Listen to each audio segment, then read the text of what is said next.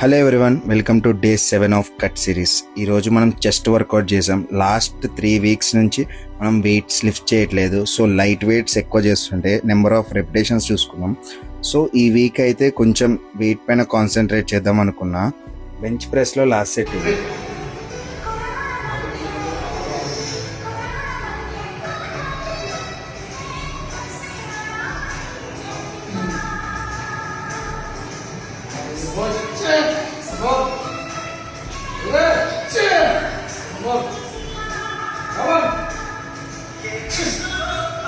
Okay, after 4 weeks మనం ఒక good వెయిట్ని lift చేసాం.